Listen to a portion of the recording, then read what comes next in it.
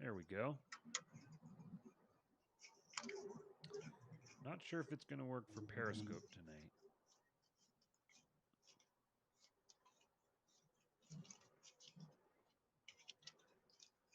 All right, folks.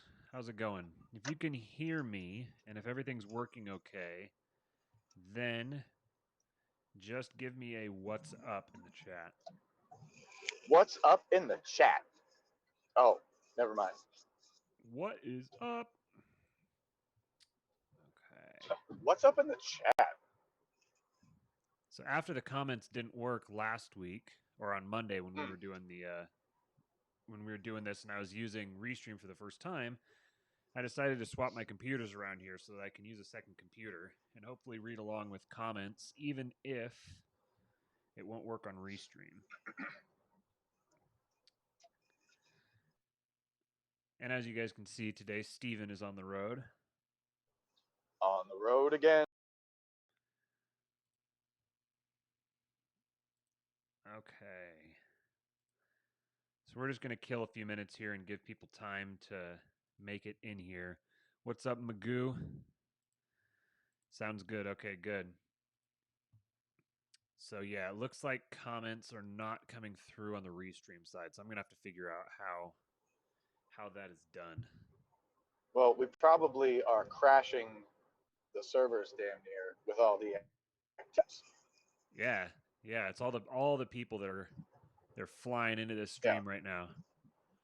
All right, he says my level's a little low, so I'm going to try to bring myself up a bit. Let me know if that's any better. Technology's only come so far. It's only 2021. That's funny. It's kind of an interesting question. Is it is all of our technology, is that making us better? Is it are we improving? Are we advancing as a human race, or are we regressing? What capacity did our okay, good, sounds good. What capacity did our ancestors have that we've lost, that we don't have? And are we, rather than recovering that by becoming more self-actualized, are we pouring all of our energy into creating technology that's more like a crutch and then becoming slaves to that technology? That's an interesting conversation to have. I've got a really good essay to read about that one, man, I tell you. And then you can watch a bunch of log cabin building videos. And then the FBI comes to your house. One of my buddies is who we'll get him on here for an interview sometime, because he is just an absolutely fascinating, brilliant man to talk to. But he was there as a media member when that arrest was happening. Wow. He grew up in Montana, and a buddy of his, or I think maybe his brother or something like that, was a member of the local press and wasn't able, got a tip, but wasn't going to be able to make it to the arrest. And my buddy was a reporter in his school newspaper or something along those lines. And his school newspaper? Yeah. Wow. So his brother or friend or whoever it was gave him a tip and said, "Hey, be here at this time."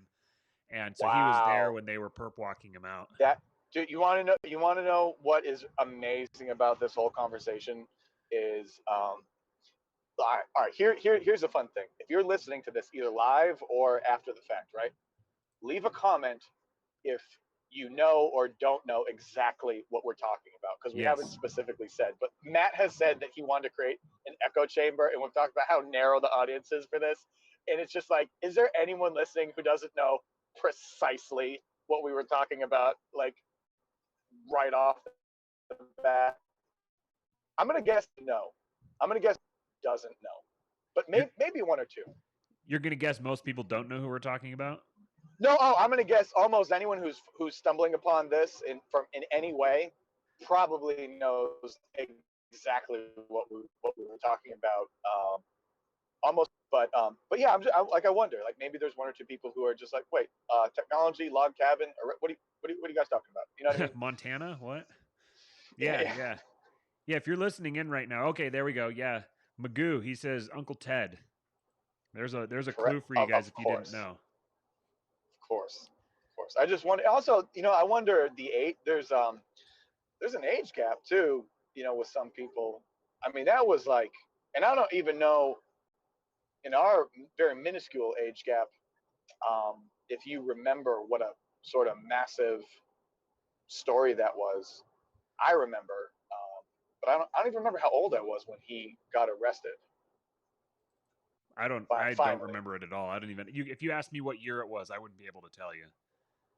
yeah, I wouldn't either. I bet Magoo knows. Yeah, Magoo. How old are you, Magoo? Do you know? Yeah, For anyone who's never like I would watched like to us know. here before, this is our standard fare for the first few minutes. We just kind of BS and work our way into it. Magoo says he's 38 and he remembers. I am also 38 and I remember. So, am I 38? I forget. I think I am. Yep, I think I'm 38.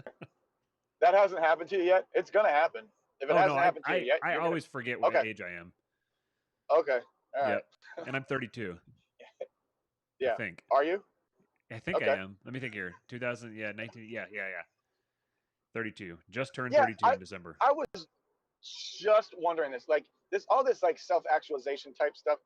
This has to be kind of our like a quest that our consciousness is um, creating for itself because we so outkicked our coverage in terms of you know technology with respect to what we were able to because evolution is not like a rapid process, right? So there's no way that our evolution really can handle how easy all the technology has made our lives. So all this someone who fancies himself being on a path to self-actualization at some point, uh, although I don't anymore, but once I did, like that's kind of a distraction for the fact that I don't really need to worry about.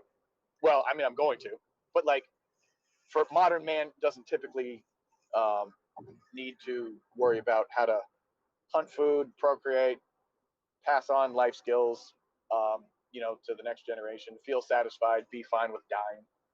Um, we have to kind of fill our time with other stuff, and like whether it's Netflix or whether it's this quest for self actualization. It's like I don't know. Is it any different? It might be just the same thing. You might just be filling space. Yeah. I don't really see a difference. Okay.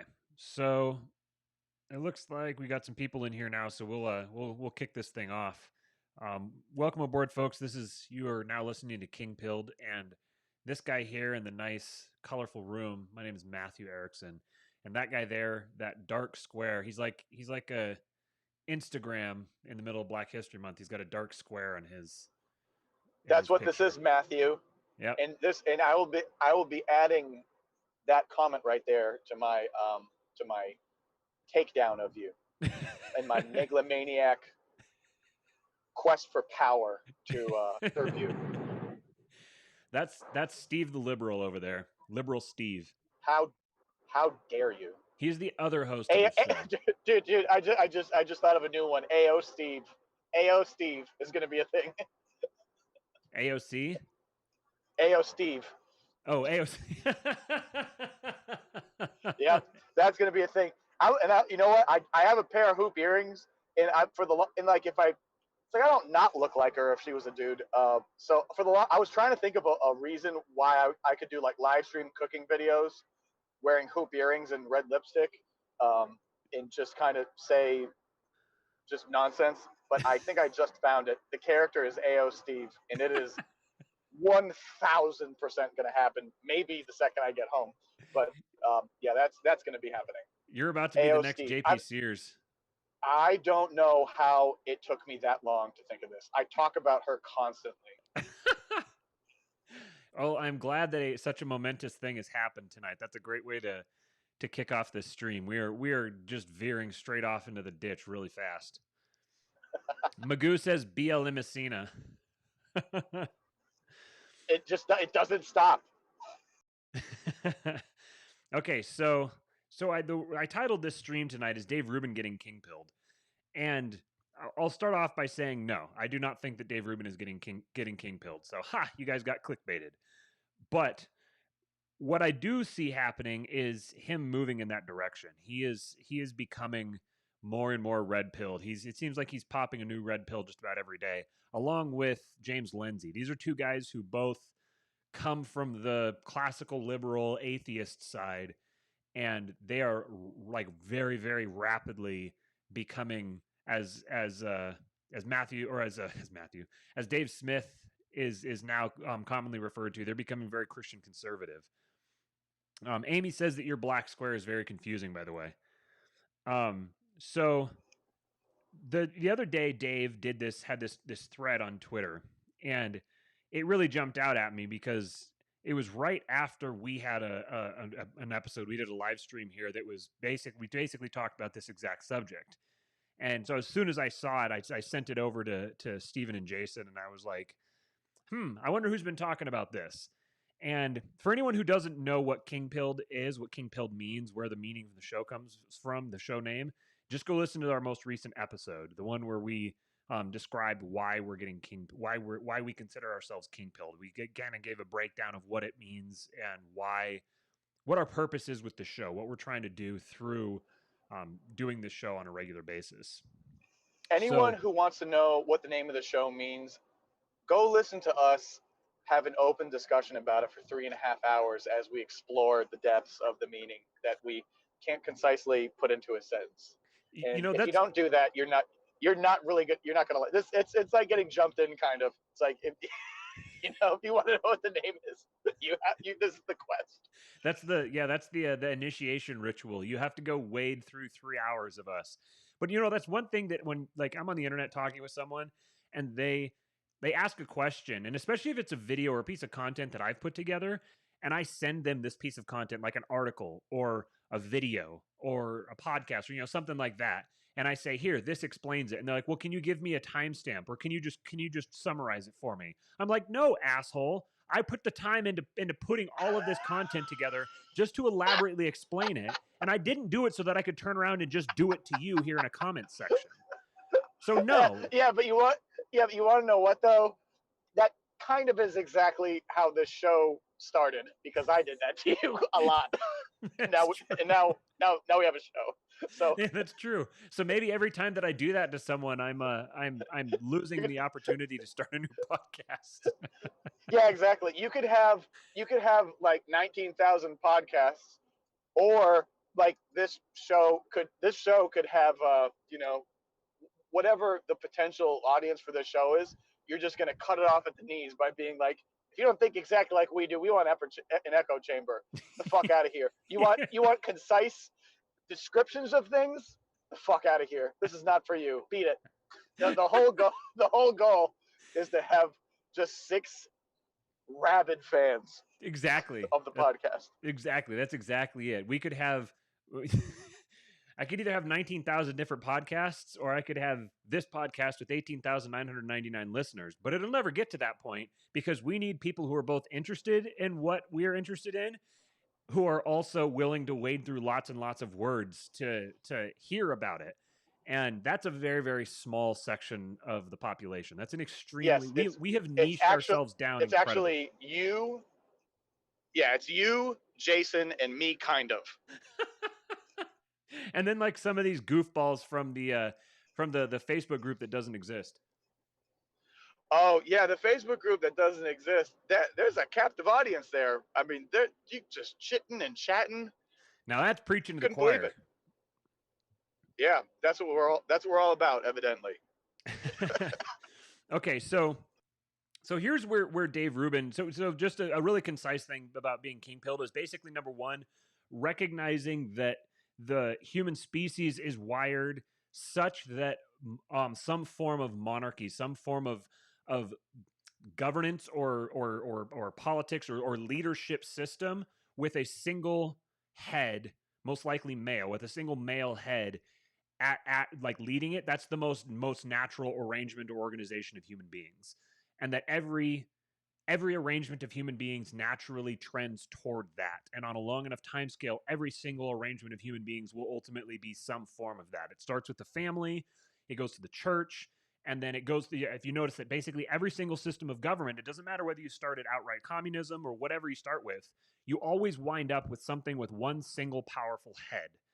And every single company in the world, every single product that you've purchased, that you've used, every meal that you've eaten out, anywhere, anything like that, that was all produced for you by effectively a monarchy.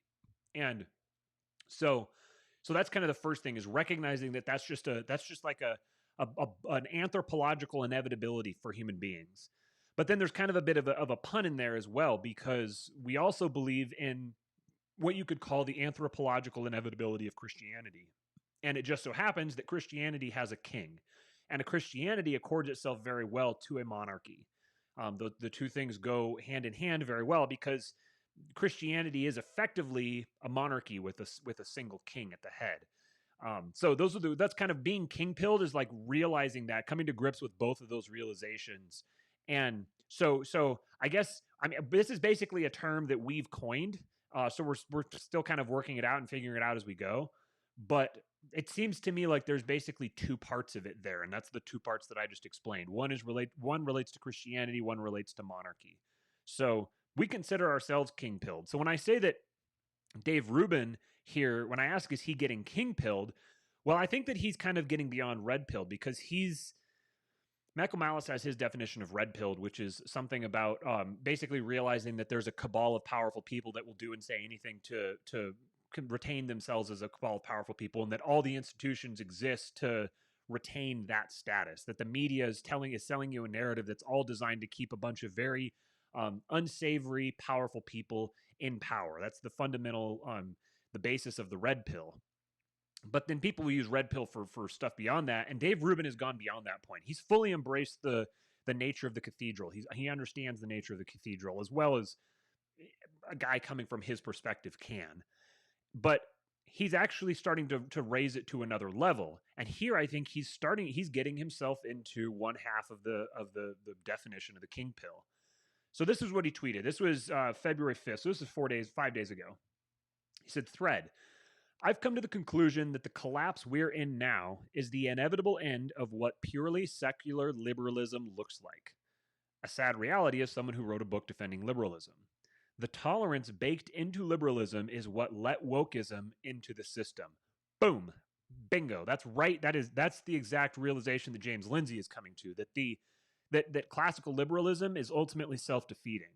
That something like freedom of speech will ultimately result in, like, if you allow everyone to speak, then ultimately you're going to wind up with a group of people that will spread just the right type of idea that will ultimately be used against everyone else. This is kind of an inevitability. This is the Karl Popper's tolerance paradox, and that this is basically why we are at where we're at now. There's this double standard that we've talked about a couple episodes ago, wherein freedom of speech is respected absolutely for one side of the aisle, but then it's respected it's disrespected really arbitrarily for the other side of the aisle. And people think that this is like some bug in the system, but this is actually a feature of the system. This is an inevitability. This is another inevitability. Are always going to have people who are wired this way and who behave this way. There's inevitably going to be a group of people who will use freedom of speech to destroy everyone else's freedom of speech. So then your dilemma is, do you violate the Constitution to save the Constitution idea? Do you violate freedom of speech to preserve freedom of speech? Do you preemptively shut these people down so that they can never get to that point? Or do you wait until they reveal themselves and then crush them, but then you've now broken the spell and it's obvious that there's no free speech? This is kind of the great dilemma that classical liberalism winds up at. And this is where kind of one of the sharpest divides in the right wing is right now, is the people who are recognizing that this is what's happening and the people who aren't. And the people who aren't are your kind of generic establishment GOP people, and basically anybody kind of more establishment than, say, Jesse Kelly. He's kind of almost like the cutoff there, where he's really starting to get it, but he's still sort of holding on to this delusion that maybe we can save this old system. Once you get past that point, once you realize that the system isn't savable, once you realize that there's an inevitability to what's happening now and it can't be stopped, you hit the black pill for a short period of time. That's where you just are like, you know what, screw it, nothing matters, who cares, fuck it all, let it all burn. But once you get through that point, once you get that out of your system, then you kind of start coming, that's where you bottom out, and you kind of start coming up the other side, and you realize, okay, well, this was an inevitability about this. This isn't something we did wrong. This is the nature of the system. This is the system playing itself out. And throughout history, there's been all these cycles of systems that have come on. There's this fantastic new technology that we think that this form of government is going to work, and it spirals out of control and dissolves and falls apart, and then something new rises from the ashes and replaces it. And we're reaching that point for republicanism, little r republicanism, which is really any form of democracy is what is being like. If even republicanism won't work, then that's the death knell in any form of democratic governance, at least that has been discovered or conceived of so far. So this is the first tweet in this thread, and he recognizes the tolerance baked into liberalism is what let wokeism into the system. The soft underbelly of that tolerance. You go ahead and jump in here any point, Stephen, if you want to. I'm just going to keep going until you say something. Oh, I just wanted to say I just started getting into the anti-federalist papers. Seems like there's a little bit of carryover here, and boy, do I hope that someone in these comments has something smart to say about the anti-federalist papers and how it pertains to what you were just talking about regarding the Constitution and the inevitabilities, because I know that it relates, but I didn't read enough to come up with an intelligent thought as to how to convey that and give any kind of unique insight. But I did want to say that yes, I read sometimes, and what I'm reading right now is the Anti-Federalist Papers. Thank you. This has been a special notice from Stephen, updating you on his current reading list. And Patrick now, Henry. See, I back read to the him. show. Well, that's good. So that means that here over the next several weeks, however long it takes you to read them, then you'll have some really good insights to bring to us. I actually haven't read them. I'm familiar with them. I know about them, but I've never read them. Yeah. So well, let me tell you, when they said Anti-Federalist Papers, like Papers, it's heavy on the S. There's a lot. Okay, so continue with the thread. The soft underbelly of that tolerance, the classical liberal tolerance, and the belief that logic and reason can solve all, are the perfect breeding ground for bad ideas like wokism to pop up and breed. And secular liberals without a bedrock truth other than their own minds have no defense against this. Our founders understood this, which is why the Constitution didn't grant us rights, it protected them. Just by saying that, just by recognizing that Congress didn't grant rights, it protected them, that puts Dave in not just the 1% of the country, but the 1% of the right wing. Because even I can't go anywhere without listening to people talk about how it's your Second Amendment right, blah blah blah, or this your constitutional right to do this, and that is evidence alone of just how far like I said in our last episode that 2020 was the year of the pussification of the right wing, of the Western right wing, and that's evidence of it. They've even lost that realization, that understanding. So you could hyperlink this to a lot of. So I mean, it's Dave Rubin. So obviously he's definitely influenced by Jordan Peterson, or at least his exposure to his ideas, because they're in that made up group that doesn't exist in real life. But he was in what, the internet. Antifa? What was. No, yeah, well, yeah, that too. But what the intellectual dark web, was Dave Rubin included in that? Oh yeah. At any point when that was? Yeah, he was okay. a founding So member. Yeah, okay, but Peterson too, right? Oh yeah. Yep. So yeah, so they're talking about. So there was something. You're talking about the bedrock, right? And logic and reason can solve everything, and that gets into so much just right there. But where intelligence can become your own god. It's a replacement for the god impulse. You just think that your intellect and your ability to logic and reason problem it cripples you at some point, when you don't leave any room. And I don't understand. That you see that in a lot of academic type people. And I don't think it's a coincidence that that a lot of liberals, I guess, stay in academia until they're 148 years old getting PhDs, and they just have no exposure to reality in terms of like the private sector or industry. Once you're in there, like that will snap you out of like an academic mindset, or it fucking should. You know, anyone who's like worked and just kind of seen unintended consequences, seen lack of, you know, your own tunnel vision. You know, when you're so focused on you're seeing it now. I'm gonna solve the problem. You know, it's just this ego getting in the way, and like there's actual consequences that affect people's money and people's safety, and yeah, it's a very academic thing to let intelligence become your god, and it is. I mean, he's going to get into it, but um, there is that there is that religious impulse, and that's what it's filling. And the other thing it reminds me of is and I, you know, Jordan Peterson talks about this too, but like the Nietzsche quote, right? God is dead. Okay, God's dead. So if I'm in seventh grade, I put it on a T-shirt and I feel very edgy, you know, but I'm probably misunderstanding the quote, um, because it's not necessarily a celebration. It's that okay, we He was mourning.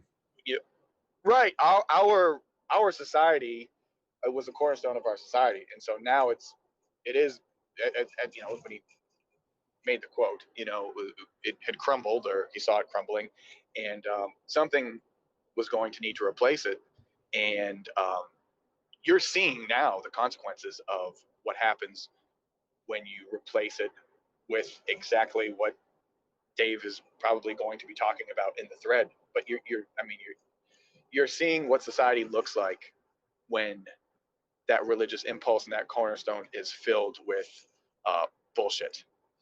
Well, it's what it is. What it's filled with is the self. That's what, when you elevate logic and reason to the highest order value. So what Stephen's getting at here is the one reality. I guess this would be this is part of the background of both of the kind of the two halves of the definition of Kingpilled, which is that at the core of every single human being is religion. Religion is a constituent part of the human psyche. It's not something that you practice, it's not something that you participate in. It's something that manifests from your psyche. You are religious at your core. Everyone is religious. Everyone is religious in one way or another. It's just what is their religion? What is their God? What is the thing that they hold as their highest order moral value? The one thing that informs everything else that they do and believe. What do they believe is, if they keep asking why, if you just ask yourself why this, and you just keep asking why, just every single, no matter what answer you get, just keep asking why, just keep doing it like a 2-year-old, just keep asking why, and eventually you'll get to God, whatever you consider to be God. That you will wind up there if you keep asking why, because this is what Gödel and his incompleteness theorems, which, if anyone's a mathematician listening or a physicist or something, I am not one. I know just enough to get myself in trouble, and I know that Gödel's, his incompleteness theorems were a lot deeper than this. But the really dumbed down version of it, my takeaway from it is that every single system requires another system to explain it, and if you try to take logic or reason or math and make that this is the positivist view, that you could take those things, you could explain everything according to logic or reason, that everything could be boiled down to logical principles, or basically, but this is the core of the belief that science can explain everything. We don't need a religion, we have science. And what Gödel proved was that there has to be a system outside that system that explains it. So that ultimately it has to do with like self-reference and the capacity to self-reference, and something I don't remember exactly like that. But basically, every single language needs another language to explain it. And logic is a language. So our reality, our universe, as far as we can tell, is basically a closed system. So it needs another system outside of it to explain it. But then that system itself would need another. So you get into this system of this position of infinite regress. And all of this is, there's a bunch of it's kind of weird heady stuff that you think about when you're really stoned. But what it boils down to is that no matter how rational you think you always are going to have some axioms that you have just taken on faith, that you don't have an explanation or justification for. You have just assumed them. You pulled them just out of ex nihilo. You've just pulled them right out and you've just posited them and asserted them and then begin to build your worldview on top of it. And whatever those things are, that is your religion. That is what you are religious about. And you worship it, you believe it on faith. You have special actions that you take to uphold it and respect it. Like all of the same exact things all apply. So what happened with the Enlightenment was they discovered an important truth where I mean, they didn't discover it, but they really latched onto it, which is this idea of this spark of divinity in every man, that every single individual soul is precious.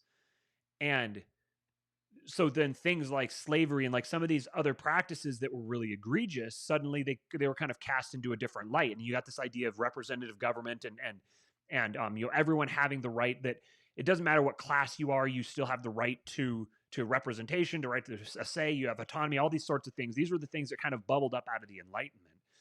But what happened inadvertently or deliberately, depending on your perspective, is the individual became God in the West. The individual will, everyone, this is where you get this idea of choice, that everyone has to have choice. We have to respect the individual will. And the individual will is sacrosanct. And we must place the individual will as our highest order value, that every single thing that we do must respect the individual will. We have free will and we have to respect that. And they built an entire political system around this, but it's fundamentally flawed because the individual will is not holy itself. It's not you're worshiping a thing that's basically of your own creation. So this is man turning around and worshiping himself effectively. That's what democratic systems are. And they pulled God out and they slid the self in, the ego. It's basically ego worship. Democracy is ego worship. Individualism is ego worship. And this is one of the big observations of Moldbug, that the current like woke progressive popular culture is not only a literal religion, it's actually an evolution of Christianity. It's a secularized atheistic Christian religion where they were reforming, like starting with Luther and then progressing on through him. All the reformers, they were reforming each like away from each other and creating this succession of reformations. And as Moldbug points out, it was inevitable that eventually they would reform God out of the church. They were reforming everything out of the church and stripping it down. This is the leftist impulse, to take something good and strip it apart, break it down to its constituent components and start throwing things out in this search for perfection. But what you will ultimately wind up with is nothing. And that's what they've done to the church, is they've stripped everything out in the search of perfection. They're trying to create heaven on earth. And eventually they stripped God out of the church. And that's where we are now, where we have the scaffolding of Christianity, but with God pulled out and man, the ego, placed at it in his place on the throne at the top of it. This is what the entire culture is all worshiping, the human self, the human ego. So that's the I guess that I don't remember exactly how that tied into what we were saying here, but it's what you were talking about, something that led me off on that whole long rampage. But did you have anything you wanted to add? Yeah. It's just interesting, like, progressivism being a right-wing takeover of a left-wing movement or whatever, started to happen in the middle of the 20th century. And, just it's interesting that this is an atheistic takeover of a Christian movement in a way. I'm just thinking about it.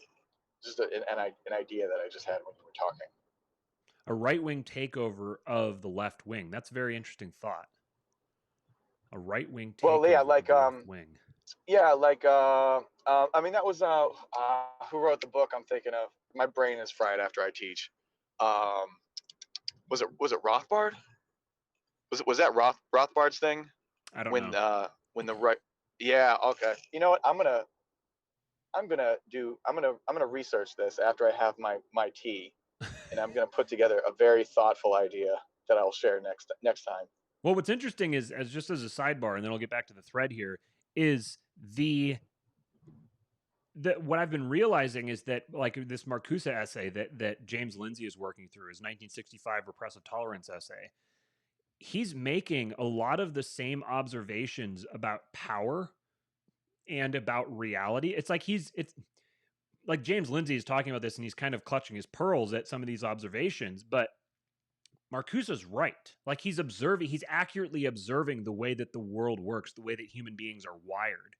It's just he's saying because of that, we need to do whatever is necessary to destroy the right wing. So he's really just kind of like the photo negative of Moldbug. And Moldbug is observing the exact same world and saying, therefore, we need to destroy the left wing.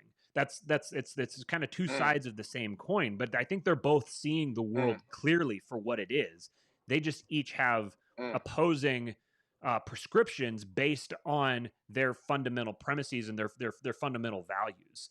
Moldbug is I actually think what I'm is an interesting case because he's definitely not a Christian, and there's definitely areas where I depart from him. But he, as Marcuse has, he is very accurate. He has like the best power analysis that I've ever read, and he's very accurately described both the cathedral and the the nature of how humans relate to power and how power evolves and progresses through a society from like generation to generation. mm. I think what I was thinking of was the progressive era, like the kind of overall just thesis of the progressive era, which I believe is Rothbard, right? And it's that it's a right wing takeover of a left wing movement, and then the infrastructure, um, you know, where we see it that it's Christian infrastructure taken over by atheists. That was my, I think that was the train I was kind of going down. That yeah, and that's very interesting because what I don't remember who I was talking to, but I said that this current the TDS, the Trump derangement syndrome, is a conservative response to Trump. It's a conservative disgust response to it's they you see that these all like parasite and infection and all of these types of things, which is a very this is like a right wing obsession with cleanliness and properness and purity. And also, what do they say about him? They say he's threatening all of our norms. What they see is they see him trying to take away a world that they've already created. The way they see right wingers, conservatives, basically anybody but a freaking Maoist, they see them as stains upon an already perfect world. They see that the world is perfect already. It just needs to have all the bad stuff stripped out of it. And so that's how they're having a strong right wing response because they want to take things back to the way it was before Trump. They want to return to how things were before. But at the same time, if they were to get to that, then they would say, well, actually, we need to get to this point. We need to move here. So they're not actually tied to a specific time because they've rejected the very premise of logic or reason. So they're not actually tied temporally anywhere. But their response to Trump is a conservative response, and obviously they have they despite claiming to be egalitarian, clearly they believe very strongly in hierarchies, which is a right wing thing because they believe that they're better than they've got this like massive disgust response to hillbillies or rednecks, and they clearly don't see these people as even the same species as them. They see them as clearly not worthy of being equal to. They don't have an egalitarian impulse to someone from Alabama. So they they we call them progressives, but I think that that's actually that's a really astute observation that this is that's kind of part of it being a perverted Christianity, that they are they're really fundamentally a right-wing movement in a lot of ways, but they're coming from a left-wing perspective. They're very, very mixed up. That's a really fascinating thing to think about. Okay, so let me look at some of these comments here real quick. Magoo says, yes, that's Rothbard. Someone was asking how girdle is spelled. It's G-O with the umlaut above it, the two dots above it, D-E-L, girdle. Kurt Girdle. And then, okay, yeah, turtles all the way down. Okay, let me get back to reading this thread here. So let me read this tweet again. He said, our founders understood this, which is why the Constitution didn't grant us rights, it protected them. Rights are God-given, not man-given. Logic needs something eternal underneath it as a foundation. This is a point that Yoram Hazani, guy that he talks to a lot, nationalconservatism.org. This is a point that Yoram Hazani, Ben Shapiro, Dennis Prager, and Jordan Peterson have made often.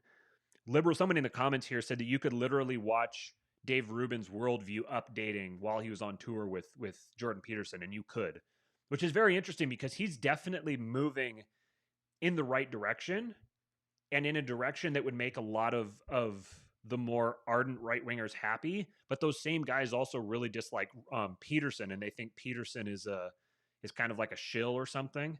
So it's kind of interesting. He's a shill, but he seems to have a profoundly positive impact on a lot of people and in red pilling a lot of people. That's kind of an interesting dynamic. So then Dave says liberals not only have no defense now, but they are actively destroying their own businesses, families, and institutions by pretending that wokism can be rationalized with and defeated. And here, obviously, he's using liberals in a favorable way. He's talking about his classical liberals. What he doesn't realize is that they're gone, that he's lost them. What he sees doesn't exist. The point of wokism is to be anti-human and anti-individual, and it will spare no one. He's partially right. It's wokeism manifests as anti-human and anti-individual just because they actually are trying, in their mind, they're trying to preserve humanity. They're trying to preserve the individual. They think the individual is corrupted. They think the individual is perfect, and they think that people like right wingers, anyone a Trump voter, they see them as a fallen, corrupt, perverse individual that needs to be either perfected or eliminated. They want to. They actually aren't anti-individual. They actually, like I said before, they've actually got the individual set as the highest order. They just have a really perverse idea of what that means, and they're trying to purge the world of people who have corrupted their individuality. I guess that might be a way that you could say it. They're in the pursuit of the perfect individual because they've created an archetypal individual that they're comparing everything to. And they've deified the individual, and that's kind of the consequence of it. Are you still there? I think we lost Steven. Yes. Oh, you're yeah, there. I'm here. Okay, good. All right, your screen had frozen, so I was just making sure. Okay, so he says the point of wokeism is to be anti-human and anti-individual, and it will spare no one. I think some former liberals, like Christopher Rufo, who's done really, really good work on homeschooling, and Conceptual James Lindsay, have seen this, while most bury their head in the sand and hope it passes them by. It will not. I welcome debate on this with, and then he tags Steven Pinker, Sam Harris, Eric Weinstein, Brett Weinstein, Jonathan Haidt, and Barry Weiss. And Andrew Sullivan, Heather Hang, Christina Hoff Sommers, Peter Boghossian, Joe Rogan, and Majid Nawaz, and any other true liberal who would like to discuss it in good faith. No doubt there are varying levels of agreement and disagreement, something liberals used to relish in having.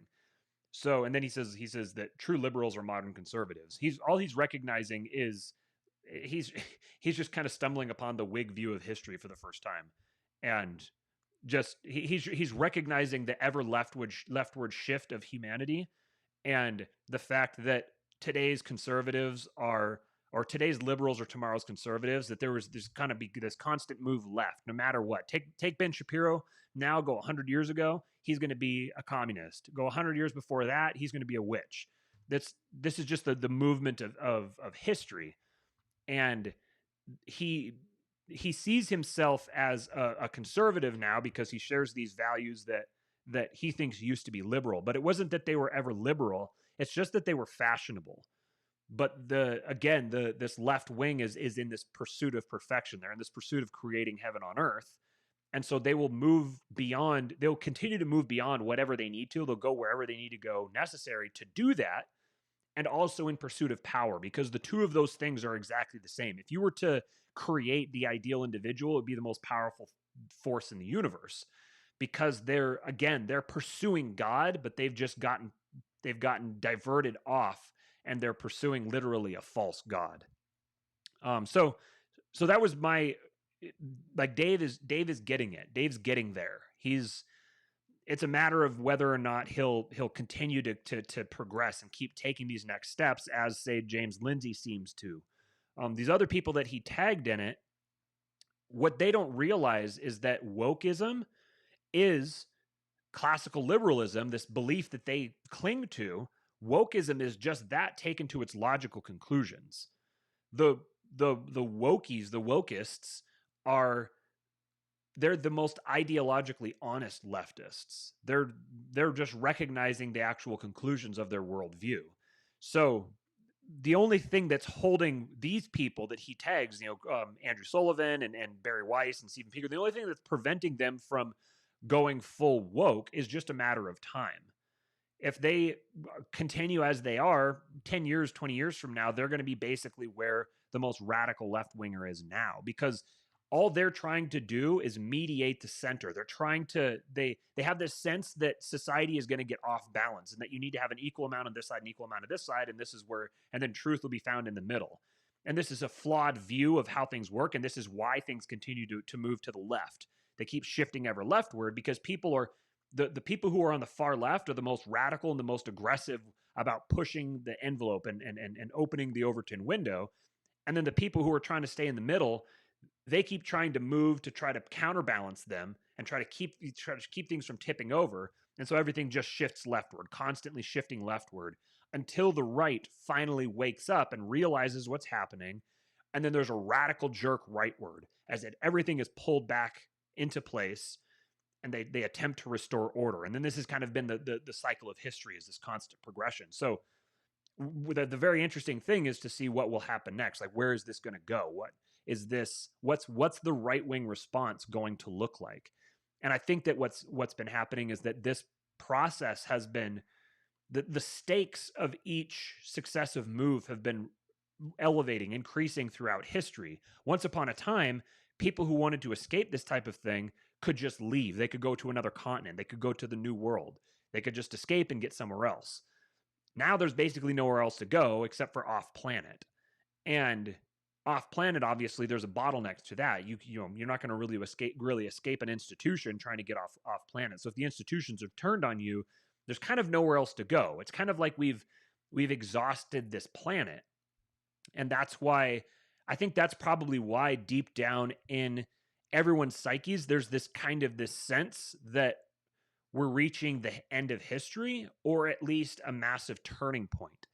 And I'm not going to go into this in this show, but as a sidebar, it's very interesting that so many ancient religions and ancient people groups and stuff, they all targeted this time frame, specifically this generation, as the end of the world or the end of an age. They said that this is when it would happen, and there would be a massive cataclysm, and everything would be over and would restart. There'd be a great reset, which is very, very interesting. We'll go into that in future shows.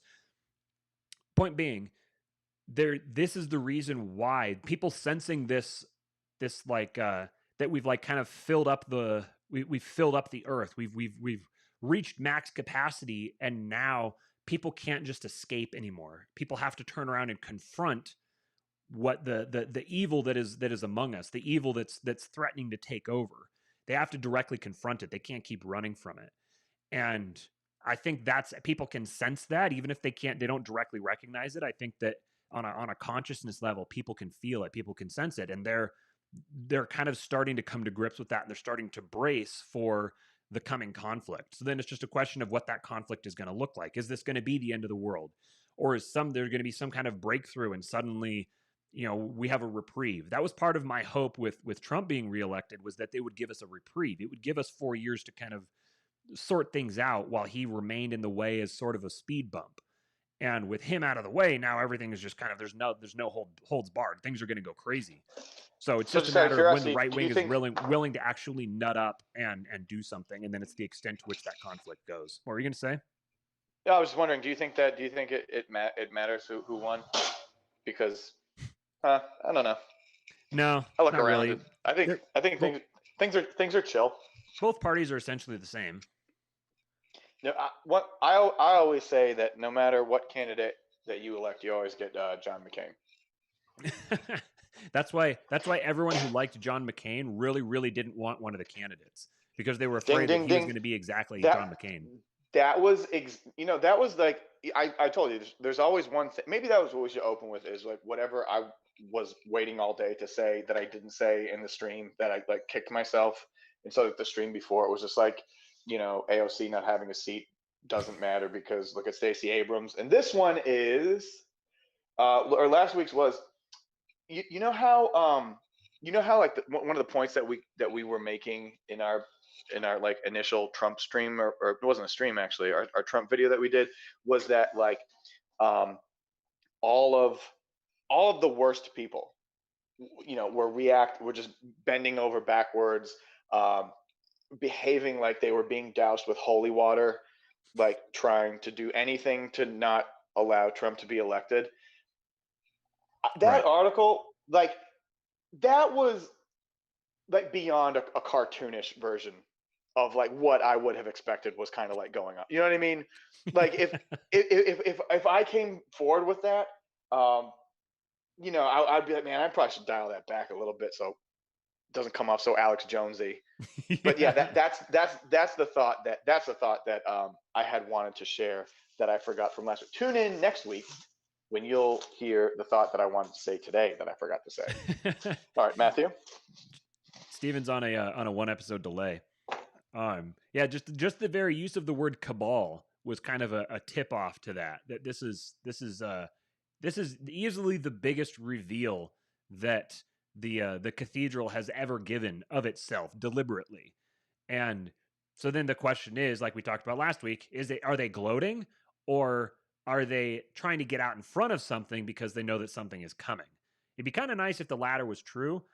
At the same time, that would mean that things would really get really unstable really fast, because any sort of big reveal like that is anything that rapidly red pills a large number of people on the cathedral is going to cause a lot of instability really quickly.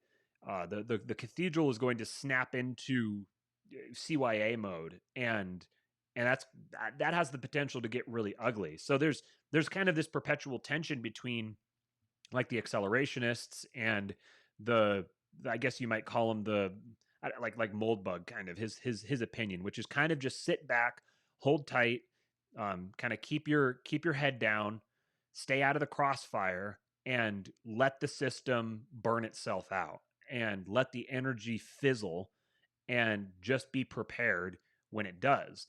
And I guess my position is sort of is kind of close to that, but not quite. Mine isn't just stay out of it altogether. Mine is don't do anything stupid. But on each individual basis, evaluate any possible opportunity you have and say, okay, what's the actual potential consequences of this? And am I willing to live with those? And are they going to be a net good or a net bad for my community, for the people who I love and the people who I care about? Which kind of seems like, well, duh, that seems really obvious. But it's apparently not too obvious, because there's a whole bunch of people that don't do this at all. The vast majority of people don't do this at all. They just do whatever they've been programmed to do. And they go out and they chant the whatever sayings they've been instructed to chant, whether it was by Candace Owens or by Trump or by AOC or whomever else, or Jon Stewart. This is everyone is like just playing a part. It's like they're mindlessly playing a part in a movie or something that they feel. There's Scott Adams uses this tool for evaluating things, and he's kind of like, he says, imagine that you were watching a movie. What would happen next? And I think that there's actually a lot of truth to that, because I think a lot of people look at themselves as actors or as characters in a movie, and they see themselves, they kind of are like, have a narrative that's playing out in their head, and they kind of try to act along with that narrative. And so if you assume that people are going to act as if they're in a movie, then you'll actually kind of be able to predict things fairly well, at least in broad strokes. The way things actually work out isn't always what you expect. But anyways, so one other thing I wanted to talk about today, I don't think we're going to go quite as long as we've gone in the past, because I'm very tired. I actually did a very rare thing today. I took a nap before this here, and all I did was kind of fall asleep for 10 or 15 minutes, but it kind of gave me a little kick in the pants. But now I'm just sort of running on adrenaline until the show is over and I can go to bed. But I had a sort of a brainwave a few weeks, or not a few weeks. This was actually probably a year and a half ago. And I wrote this really long thing, and I'm not going to read the whole thing today, but there was just one part of it I wanted to pull out. And kind of noodle on and leave it here for people to think about. And I would be very curious to hear people's thoughts on this, especially people who are very familiar with the church or who might have grown up in the church or have studied a lot of doctrine or whatever. So one idea that I was playing with is this idea, this Christian idea of that we're to, people use all kinds of different phrases, but basically we're to act like we're to attempt to behave like Christ. We're to try to, like, what would Jesus do? We're supposed to act as if we're saved. And so then, by their fruits you shall know them, and then you have the whole works versus grace, and I'm not trying to get into that. Just this broad general prescription within Christianity to behave as if you've been saved, to act as if you're a child of Christ, and to, in very rough terms, to avoid sinning, to try to not sin. That's kind of the prescription. So another way of saying that is that you are you are pretending to be God. You have to pretend that you're God. But you have to pretend that you're Christ. You have to try to act like Christ. So you have to mimic him. Like they'll say, like, he's our perfect example. So you're trying to act like God. Another word for trying to act like is pretending. So in essence, you're pretending to be God. And the Christian message then, explained in a certain way, is if you successfully pretend to be God for your entire life, you will achieve eternal life. And you will become like God. You will achieve eternal life. And when I thought about it that way, I was like, that's really fascinating. That this is a common phrase. The greatest pursuit of God is the pursuit of one's own perfection, modeling oneself after him. You're basically trying to be perfect. You're trying to attain perfection. And again, there's the whole works versus grace debate, and I don't want to get into that. I'm not trying to get into that. What I'm talking about specifically is this idea that you are to behave like God. You are to act like God. You are to pretend to be God. It's like you're walking in his footsteps. All these different analogies people use, but and the most fundamental sense, you're pretending to be God.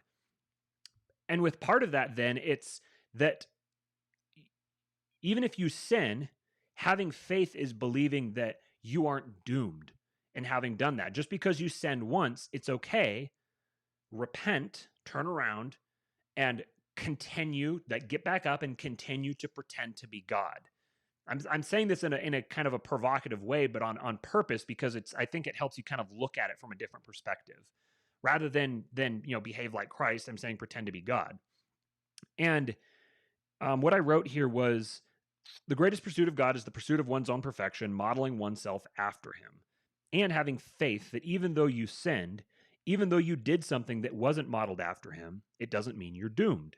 It doesn't define you, because there was a perfect example who did do it. So if he could do it, anyone could do it. So it's not the acts that save you, it's the commitment to the acts. And that was what really, I guess it does kind of get into the works versus grace thing, but that was what stood out to me, is that your actual acts aren't what define you. It's your commitment to them. It's what you believe. And I think we've talked about on this show, and I've definitely talked about it on Wealth, Power, and Influence before, what belief is, the power of belief, and the placebo effect. If you believe that a pill is going to have a certain effect on you, it will have that effect on you. Human belief is incredibly powerful. We talked about this on the show today. You literally are creating the world around you with your beliefs. If you believe that something is the case, this is your law of attraction thing. If you believe that something is the case, there's this like a kind of a universal force that makes that thing become the case.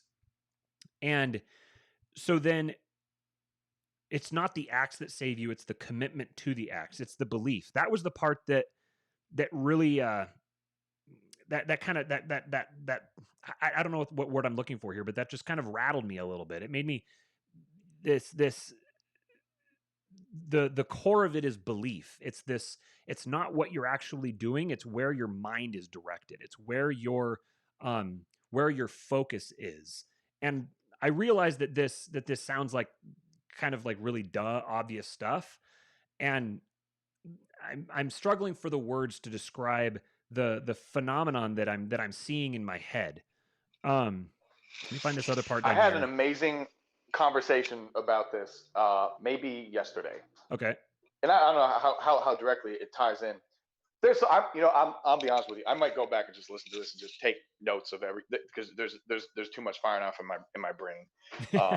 But I think that this discussion is I don't know, like I don't really know how religious or what people practice who listen to this. I imagine there's a fair amount of people who probably call themselves Christians who listen to this.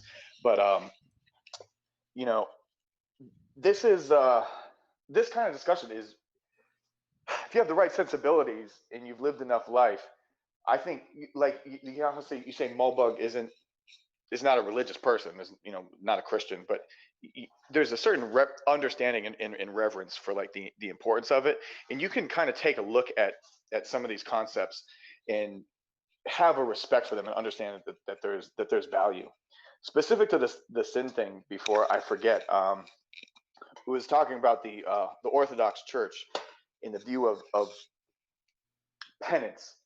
Like penance in the Orthodox Church is not a punishment; it's medicine. Um, there's my ham. My ham's ready. I don't know if you heard that ding or not, but it's I heard it. my little toaster oven. Okay, yeah. So penance is not a punishment; it's medicine. It's medicine for sin because we live in an imperfect world, and there, like sin is going to happen, and the idea is that your sins, you're trying to limit them. Um, you're trying to limit them into the sins that whatever sin is necessary in a fallen world, dealing with fallen people, and whatever your circumstances. And we also had a little bit of a conversation about morality and how really morality is kind of overrated. It made me think of our sort of everything we say about consistency and principle in many ways, right? Because circumstances are already always changing, but really what's more important than morality is the truth that you're pointed towards, because the truth that you're pointed towards, that should just be getting clearer and clearer to you, hopefully, right? If it's changing, so the way that you behave to move towards that truth might change, and based on your definition of I always go back to the thing with prisons. Like if you're in prison, you're acting differently. You have the same values and you're trying to move towards that same truth, but just like it is what it is. You are in this fallen world, and you're going to behave differently. Sin is going to happen, and that's our life. But this whole everything you're talking about, people have a desire to live out the logos, like that's just in them. And you're talking about the Enlightenment and the big idea of everyone being treated equally in some regard. It's like, oh man, yeah, brilliant. Guess what? Old Testament. I mean, it's nothing. There's nothing particularly new. I mean, it's a revelation, but it's not. I mean, it's as old as time. The whole concept of men being made in the image of God, like that's a very powerful idea. You know, um, that is directly tied to the idea of everyone being treated equally, and there's just this in our culture, although it's not lived out all the time. There is this idea that the homeless person that you walk by, they have a value that we can recognize, right? And if that's a human impulse, the reason that it is a human impulse is because humans like are aspiring to be divinity. Humans are aspiring to be gods, small g, because of God, capital G. Right. That's something that's baked into people. Is like across every culture, no matter what, there's this impulse for people want they're mesmerized by the idea of God, and they want to be a god. Like that somehow that's wired into us. And Peterson has a lot of interesting observations about that, about like hierarchies and transcending hierarchies and that type of thing. And the reason that I've been I'm trying to have, I find it to be very enlightening when I'm having these types of conversations. Maybe it's just because I grew up in the church and I grew up having religious conversations. I want to have these conversations as a from like an anthropological perspective. I'm trying to study the the science of religion in a sense. And I'm trying to evaluate. I'm trying to be as dispassionate as I can and try to look at myself as if I'm studying a creature, studying a species. And the most powerful thing about this species is belief. That's what I'm discovering. I'm discovering that stronger than anything else, if I'm looking for this, if I'm like building a trait, building a video game, and I have a character in it, and I'm looking at all of his traits, the most powerful trait is belief. And so what is, like, why is that? What does that mean? Where does all this come from? Where is it going? That's kind of the way that I'm trying to look at it. So but I have all this I'm wired to think about these things in a religious way, and I'm trying to think about the religion in a scientific way, because one thing that I'm convinced is true is that the deeper into science you dive, the closer you get to religion, and the deeper into religion you dive, the closer you get to science. It's like every religion is is a description of history. It's like history that people have turned into a religion. It's every culture's religion is all based on history. It's all based on their ancestors. It's all based on people who came before, and I'm carrying on their tradition. This is like every religion ever. So religion and history are inextricably linked. And it's the in every society, it's the pursuit of that and study of that that leads to technology, the development of technology and discovery of, and in like into scientific discovery. So science, religion, and history are all inextricably linked. And I've done a lot of studying of history, and I've done a lot of studying of religion, but I'm trying to apply like a scientific perspective to those things. And I realize that it's dangerously close to the whole um, placing the human rationale as the highest order. And so I recognize that. So what I'm trying to do is I'm trying to think about these things in like a dispassionate perspective, as if I'm an anthropologist studying something about the psyche of humans. So I've been kind of hemmed and hawed trying to get to this one point, but I've tried to lay the groundwork for it, sort of, but I don't really know how to do it any better than this. So what I continued to write here is that okay, so it's not the acts that save you, it's the commitment to the acts. To know the heart behind the commitment, you must know love. Love is the thing that you know when you see it. It can't be defined, it can only be observed and recognized. It is the essence of God. God is love. This is a very common aspect of Christianity in particular. Because if the commitment behind the acts is the thing that does it, so it's okay. Well, then how do you know the commitment? What does the commitment mean? What's the nature of it? Why is this something that's being optimized for in this religion? And so to understand the commitment, you have to know the heart behind it. And so the heart behind it, you have to know love. And love, so if you try to define love, you can't. You have to you just kind of know it when you see it. And so I said, love is the essence of God. In this way, love is the fundamental substrate of reality. And one thing I was alluding here to is people, it's a very common trope that you hear of people who are having like a psychedelic experience, that they'll say something along the lines of everything is love. And it's become a kind of a joke with like hippies and stuff, but this is it's like a thing that people read. Michael Pollan's book, How to Change Your Mind, where he talks about these different psychedelic trips that he did, and his discussion of love in there, and what it is. Like, love is like an actual force. Like, you get this sense when you're doing a psychedelic trip, you get this sense that love is a tangible, actual thing. Like, it's like a quantum wave or something like that. That love is an actual thing. And what we feel when we think of love, what we're actually feeling, is the effect of engaging with or encountering love. So then it's very interesting to me that God is love and love is God. Like that playing with that idea is fascinating to me. So I said, to behave as God is to behave with love. How do you know? If you know God, then you know love, and you know how to behave with it. Reality is creation. So going with the the Christian definition of God. God is creator. He's everything that exists is he created it. So all of reality is created and is his creation. And we know that creation is an expression of God's love. So this means that creation is an expression of God's essence, because God's essence is love. Love is God's essence. So God's essence is the fundamental substrate of the universe. The act of creating is the act of bringing reality into existence. So that's love. That can be another definition of love. Love is bringing reality into existence. Creation is love. Creation is God. Creation is being. Being is God. God is love. Being is love. Being is creation. You don't have to necessarily understand that. I'm playing with the ideas and bouncing them off of each other. You can go back through and listen to that and write it down or whatever if you want to try to understand it better. But there wasn't particular meaning embedded in that. I'm just reading what I wrote. So, to pursue one's own perfection is to pursue being, which is to pursue creation, which is to pursue reality, which is to pursue love, which is to pursue God.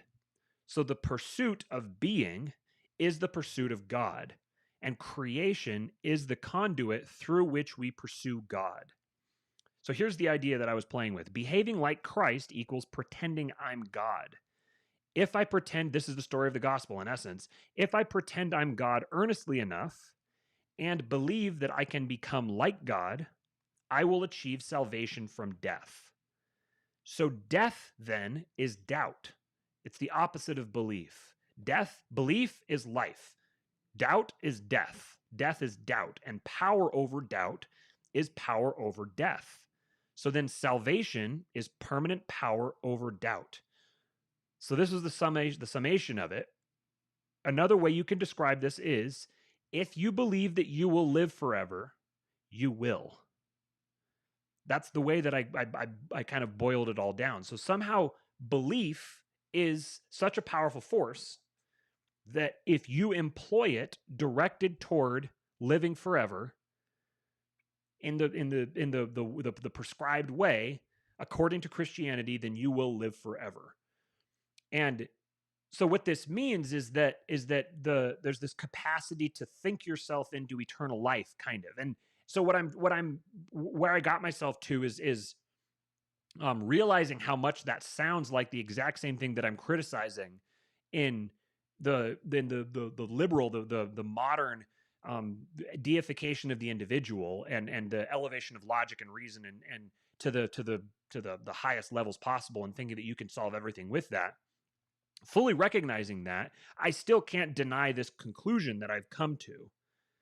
And yeah, I guess I don't really have a conclusion with that. I don't really have a meaning for it beyond just it's kind of like I've done like a science paper and I'm just presenting my results, and you can take from it what you will. But what this also tells me, I guess here's a takeaway you can have, is that if you aren't regularly creating, you are gradually dying, because creation is the act of being. If you are being, you're creating. You're in the act of creating. And when you stop creating, you start dying. So belief is the process of continually creating. And so yeah, that would be this is like a message that I'm telling myself, because that's one thing that I've done with getting into doing this show, that I'm very grateful to Steven, to Liberal Steve, for persuading me to get out and start doing these shows, is because it gives me this urge to continue creating and to put stuff out there, and not to bottle stuff up, but to actually put it out there and just kind of let it be and let people do with it as they will. So I'm very fascinated. I've seen some comments have been coming through here today, and I didn't fully expect to kind of get into all of this, but I'm very curious to hear what people have to say about this. And if it seems like I've just kind of lost my nut, if I'm off my rocker, then I'm glad to hear you contribute that to the conversation. But I'm very curious to hear if this made anything click for any of you guys the way that it did for me, because it gave me a whole other series of thoughts and stuff that if I start going into that, you definitely will think that I'm off my rocker. So I'll save that for another time. But let me know. Either we always get me, to God because what? It's that quote. You seek wisdom and you'll find God. Yes. And that's what I mean. We're trying to figure out the situation around us in a massive amount of history that caused us to reach this point, and we're just constantly seeking wisdom. And I mean, it makes sense as to why the conversation always gets back here. Because if you seek wisdom, you find God and aliens. And that's where we always end up, is God and aliens. Well, I'll say this, It that was Romans 8:17, was it? what's Now, that? if we are, it's Romans 8:17 that he was talking about right now. If we are children, then we are heirs, heirs of God and co-heirs with Christ. If needed, we share in his suffering in order that we may also share in his glory. Oh, that's a very interesting thought. I'll need to chew on that one. I get these kinds of things. Please give me these kinds of thoughts, because I get this stuff and I'll just sit on it and I'll chew on it for a while. And I found that I can, if I just throw it into the back of my mind and just let it go for a little bit, then next time I'm having a thoughtful contemplative moment, stuff like this will pop up and it'll all coalesce. And that's like my favorite thing. There's nothing more energizing to me than having different seemingly unconnected ideas connect themselves and kind of discovering a new realm of reality that I didn't know was there. I'll say this, that right now, if you really put a gun to my head, I would say that I'm most inclined toward simulation theory, believing that we live in a simulation. But the idea that I'm trying to flesh out and that I'm playing with is that the Bible is describing simulation theory. That the story of Christianity, the story of the history of Christianity, is a narrative based explanation of simulation theory. I think that at the like the meta level, they're the same thing. And this is why I said last week that Christianity is a meta truth. Like, it's the truth contained within the gospel is true whether or not the historical events actually happened. You still arrive at the same conclusion, I believe. And so it's not just that the gospel is true, it's that it's the best way I can come up with to describe it is that it's meta true.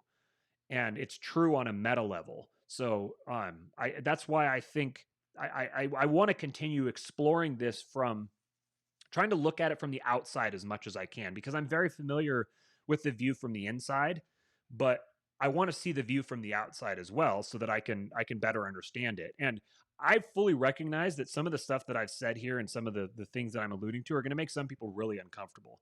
I'm very familiar with Christians, and I've talked to them my entire life, and I know that some of the stuff that I'm saying and thinking, there's some people that will even consider it like blasphemous, but I don't have anything else to do for the rest of my life with my mind, other than, like, in all the downtime, than just think about this stuff. So I'm just going to keep thinking about it and let it go where I'm going to go, and and trust that as I keep my mind bent on truth and focused on truth, and attempting to align myself with the source of truth, whatever that is.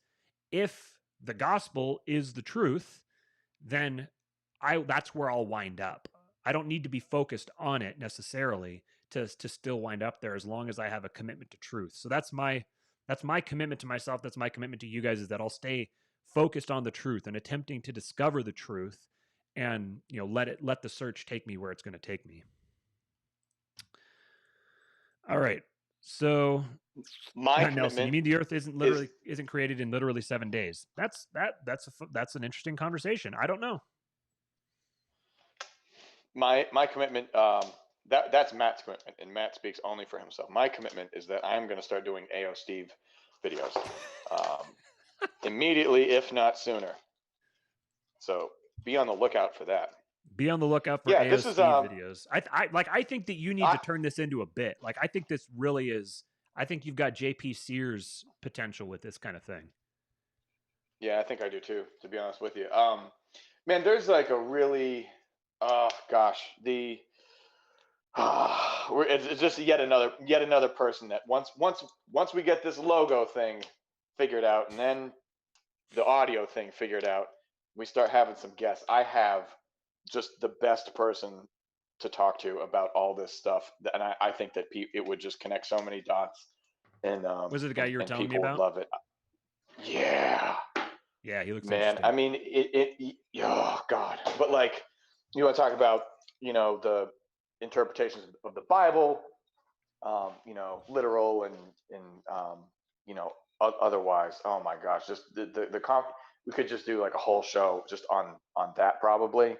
But there's just so many dots to connect with this guy. It would just be fascinating, for people to hear. But man, one thing that he said to me recently when talking about you know what makes Orthodox Christianity a little bit different in terms of the interpretation is he's like, you got to be careful when anyone is kind of talking specifics, because one thing that Orthodox Christianity does is it leaves room for mystery, it leaves room for God.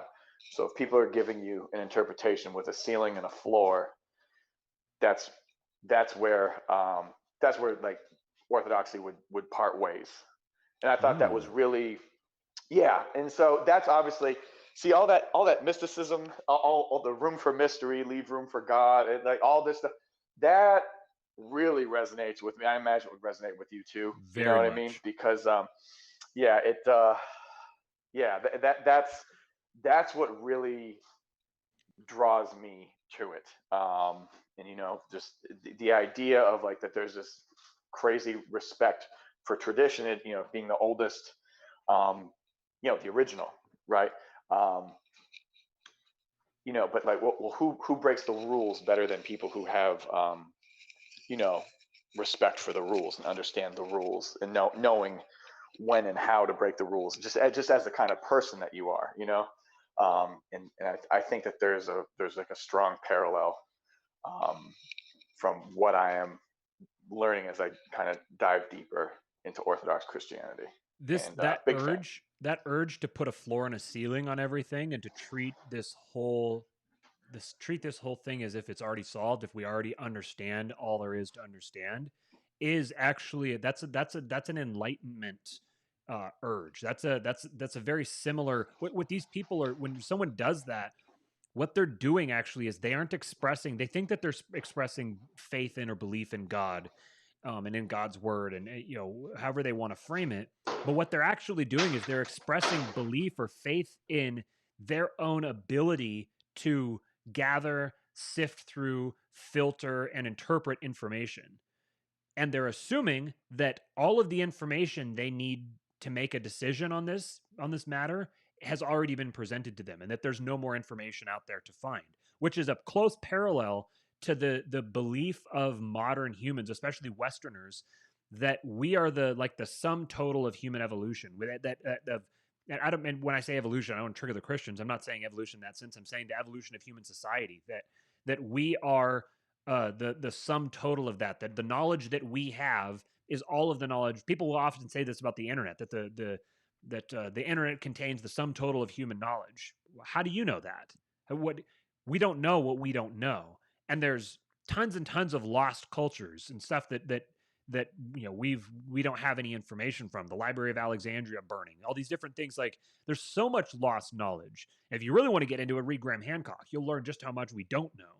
And I'm pretty convinced that if you take all possible human knowledge and all current human knowledge and you put them together, all current human knowledge is I probably less than 10% of the possible sum of human knowledge. There's way more about reality and about the universe that we don't know than there is that we do know. And without all that extra data, with all that extra information, I can't come to a conclusion. Me coming to a conclusion is just an expression of faith in my own faculties and an expression of faith in my temporal reality, that I am where I am now, and that it just so happens that I got to live in the time when all of human knowledge was available to me. Wow, lucky me. That is just very a lot of what Christians um, treat as faith in God is really faith in Christians or faith in themselves. And this is where the enlightenment elevation of the self has kind of backdoored its way into the actual church itself. So I really like this Orthodox. You're not the first person to say something along those lines to me about the Orthodox Church, but I really appreciate that that sentiment, that to leave room for mysticism, leave room for unanswered questions, and also one thing that I appreciate, I don't know if this is necessarily an Orthodox thing, but this is the way that I approach the world, is being willing to question anything and to constantly ask why, because I believe that my intentions are good. So there's a strong impulse within a lot of religions to not ask certain questions. I've even seen this said explicitly, like, you shouldn't ask that question, you shouldn't think that thought, you shouldn't question those things, just accept them.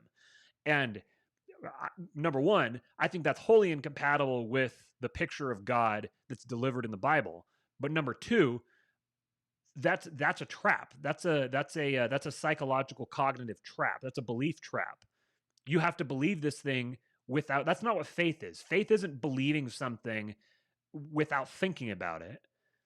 That's you're just creating to using that logic. Every possible religion is true, and there's no reason in believing in one single one, because everyone else all has these things that they've just accepted, that they've just believed, and the act of just believing something without questioning it is itself, is flawless. That there's nothing wrong with that. I just don't buy that.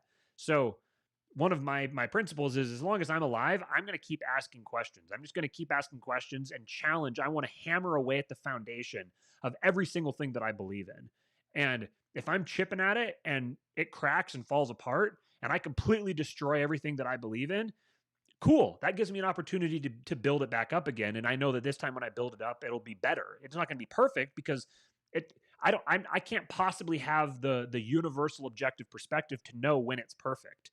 I just know that my process of existence is that I get to keep doing this. I get to keep studying and exploring and asking questions and trying to get to the bottom of everything. And, at some point I'll die, and who knows what's going to happen after that. All I know is that I don't know what's going to happen after I die. The only difference between life and death is our perspective of it. Literally. There's all kinds of theories and all kinds of people who say that they know, and I'm sure one of those is correct. I'm expecting, and there's a lot that I think are more likely than others, but the cold, hard, raw truth is we don't know. We literally don't know. It's the only difference is, when we're alive, we know what's happening. When we're dead, we don't know what's happening, from both directions. So I'm going to spend the rest of the time that I'm alive asking as many questions as I can and trying to get to the bottom of as much truth as I can. And I'm just going to every day try to direct myself to the source of truth, whatever that is, however that's defined. I just want to align with it and connect with it, and then learn what it has for me to learn. And at the end of this life, maybe I'll have another one, or maybe I'll find out the way the whole game works. But either way, I'm going to be happy about it. It seems dubious that we know what's going on in this life. Yeah. These days. Do you like them? Can you see them? They work? Yeah. Those are pretty snazzy. Yeah. You just need to build up the you just need to get a little more of the red lipstick going.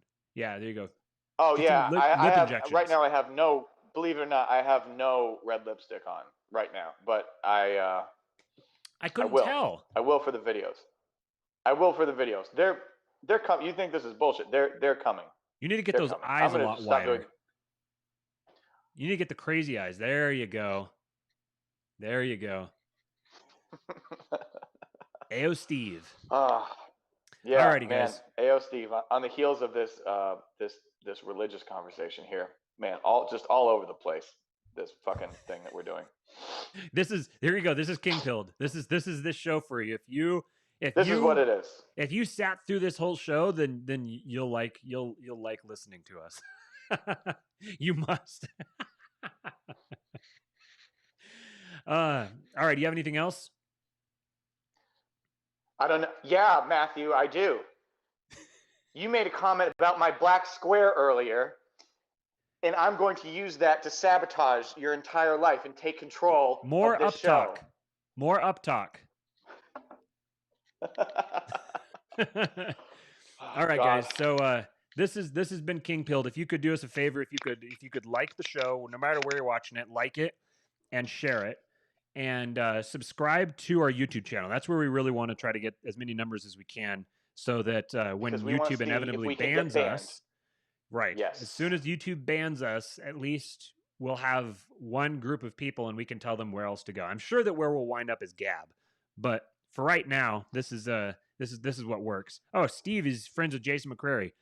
Nice, buddy. Yeah, Jason will be back on again. He's just got some stuff he's sorting out right now. He's really busy with life and with kids and his kids wrestling and all that, but he'll be back. Anyways, so yeah, like the show, share it, subscribe. You'll get notified on YouTube when we go live. And people keep asking us if we're gonna actually get this uploaded as a podcast so that they can listen to it elsewhere. And yes, we will. We're just extremely lazy and slow, and also busy. So Yeah, and listen. Enjoy this YouTube version while it lasts, because once we're on Gab, I'm gonna make sure that we go full Gab pandering. So it's gonna be a whole different show. We're gonna have it's gonna be about the whole King deal, but it's gonna be a Make America Great Again crown. Like it's going off the rails once we get on Gab. And we will basically, all not the stuff that would get us kicked apologize. off of YouTube is only the stuff that we're going to do when we're on Gab. Exclusively. Yep. All right, guys. This has been fun. Thanks for sitting through this. Thanks for everyone's comments. I haven't been able to get all of them, but I'm going to go back through and read them. So this has been a lot of fun. Thanks for tuning in. Once again, I am Matthew Erickson. You can follow me on Twitter at RealKingpilled, and that is Liberal AO Steve. AO Steve. This is You need to go AO get that. Steve. You need to go get the Twitter handle AO Steve. Yeah, someone probably grabbed it already. You better go look for it. For now, you can follow Someone him who's at Messina someone Inc. who's actually probably like simping for her, named Steve, probably like grabbed it and replies to her all the time. Maybe I'll start doing that. You could. That's how you'll be punching up, and you'll get someone's attention. Oh, great. All right. That's exactly Later, what I guys. want. We'll see you. We'll go live again. Our plan is to go live again on Monday, so look out for it then. Toodles. Monday. It's happening Monday.